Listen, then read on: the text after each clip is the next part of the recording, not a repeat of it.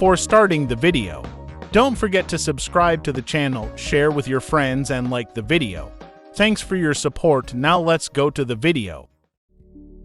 For those unaware, and we're sure that many of you are unaware, Toyota has sold a super luxury sedan called the Century in Japan since 1967. Think of something beyond the Lexus brand.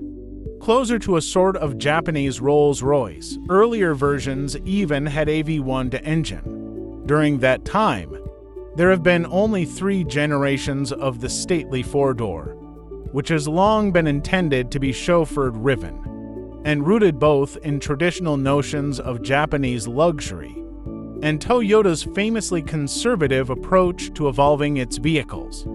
The first-generation Century, after all, was sold in much the same form until 1997, a whopping 30-year run. The second-gen model lasted until 2017, a comparatively brief 2 decades, all of which should put in context how wildly deviant this newfangled SUV variant is to Toyota traditionalists.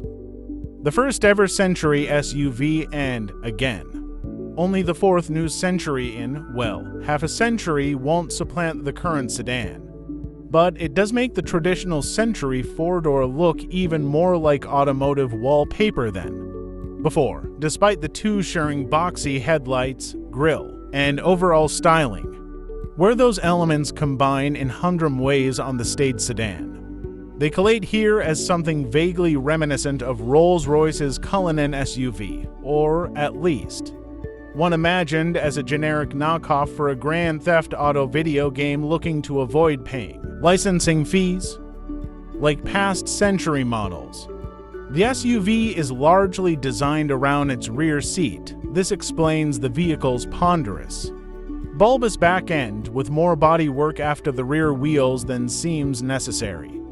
Note how the gently arcing roof top peaks, not in the center of the SUV or over the front seat, but rather just above the rear passengers' heads. Also note the differences in luxuriousness of the front and rear seats. The back seat is Gulfstream level, while the front seat area, though certainly nice, is merely Lexus nice. After all, it's where the help rides. One of the more shocking portions of Toyota's reveal of the new Century SUV arrived with the topic of customization. Toyota says you can expect the usual in this regard. Buyers can go ham on paint, color options, interior materials, seating configurations, and the like. However, buyers can also change up core aspects of their Century, including swapping out the ultra-wide opening rear doors, which swivel out up to 75 degrees, for minivan-like sliding rear doors, which appear to leave a smaller egress opening than their traditional swinging alternatives. Somehow, the sliding doors are novel and weirdly cool. Toyota also will offer a more athletically styled GR version of the Century SUV, applying its Gazoo Racing sub-branding to the chauffeur mobile for the first time, like the sliding door thing. It's best not to think too hard about this one. Why anyone would want a sportier car to ride in is, at best, confusing, and instead just appreciate that the treatment's bigger wheels and blackout trim looks kind of neat. Another head-scratcher. During the Century's reveal, Toyota showed off a 4-door convertible version. It was a way of demonstrating the anything-goes customization possibilities, but heretofore the only Century convertible we've known belongs to the Emperor of Japan. So far, powertrain information is limited to generalities: a transverse-mounted 3.5-liter V6 engine, paired to a plug-in hybrid system, and all-wheel drive are included, as is rear-wheel steering. The first parts of that list sound a lot like the specs for Lexus's all-new 3-row TX SUV, which uses a similar setup with 406 horsepower and up to 33 miles of EV-only driving range in its top form. The relationship between this Century and the TX may be limited to a dimensional and mechanical relationship, as the TX is being built in America. while the Century SUV will be built at Toyota's Tahara plant in Japan. Just 30 will be built annually, meaning each one could be practically built from scratch, whether using the TX's hard points or not, per Toyota's specs.